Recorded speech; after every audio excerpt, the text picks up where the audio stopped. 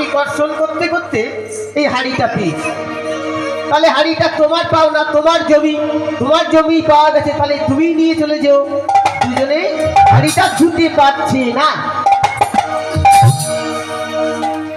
সোনার হাড়িটা যখন ছুটে পাচ্ছে না, তখন কি করলেন জানেন?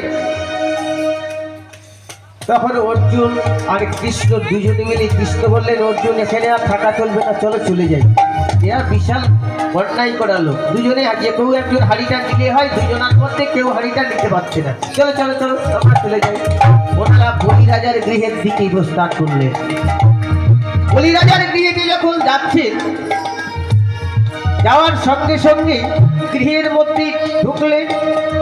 গৃহের মধ্যে যখন ঢুকলেন, তখন তাড়াতাড়ি করে বলি রাজার স্ত্রী বৃন্দাবলী এসে তাড়াতাড়ি করে চরণ দুটো ধৌত করে দিচ্ছে।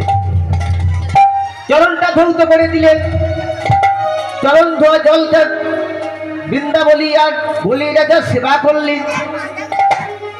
অর্জুন বলছে ঠাকুর, যদি এ রাজার পরিবেশ এত ভালো হয়, রাজার পরিবেশ যদি এত ভালো হয়, তাহলে এর চতুর্দিকের পরিবেশটা আরো সুন্দর না?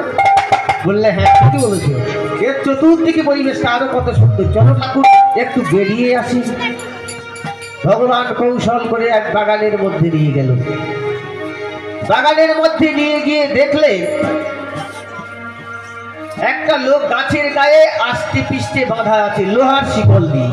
চাপা শিকল না, শিকলটা অনেক মোটা, সেই শিকল দিয়ে বাঁধা আছে। যখন অর্জুন আর ভগবান ওখানে গাছের গোড়ায় একটা বসলেন, দেখলেন ভিতর থেকে বলি রাজা এসে যাকে ভেবে রেখেছেন গাছের গায়ে আস্তে পিষ্টে, তাকে চাবুক দিয়ে মারছে। কিছুক্ষণ চাবুক দিয়ে মারে, আবার রাজা মশাই একটু রেস্ট নিয়ে নেয়, আবার চাবুক দিয়ে মারে, আবার কিছুক্ষণ রেস্ট নিয়ে নেয়, ঝুল মেরে মেরে মারে। অর্জুন বলছে ঠাকুর এটা একটা কেমন হলো না? বললে কেন? বললে দেখো না, ওই লোক রাজা মশার বাড়িতে গেলাম, পরিবেশটা কত ভালো, আর বাগানের মধ্যে একজন লোক বেঁধে রেখেছি, ওকে ঝুল মেরে মেরে মারছে। রাজা মশা কেমন ভালো লোক, বলো না কেমন ভালো লোক, এমন করে ওকে মারছে। বললে কেন মারছে? আমি কি করে বলবো বলো, ওকে মারছে কেন? বললে দেখো না কেমন রাজা মশা খুব ভালো লোক নয়। বললে তাহলে কি হয়? বললে ঠাকুর আমি গিয়ে একটু খুলে দিয়ে আসি।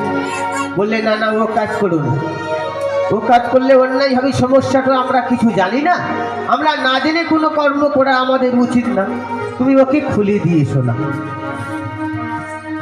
গেলেন অর্জুন, গাছের গায়ে না হাত দিতে দিতে গাছের শিকলটা মিলে গেল। এই গাছের শিকলটা মিলে গেল। অর্জুন বললেন ঠাকুর এটা কি হলো? বললে কেন? আমি তো ওর বাঁধন খুলে দিইনি, আমি সবই স্পর্শ করেছি। স্পর্শ করার সঙ্গে সঙ্গে শিকলটা তো উদাও হয়ে গেল, আর শেষে কিছু দেখতে পাই না। যে লোকটারে বাধা ছিল, সে লোকটা ওই উদাও হয়ে কোথায় চলে গেল? বলো বলো ঠাকুরি ওরা কোথায় গেল?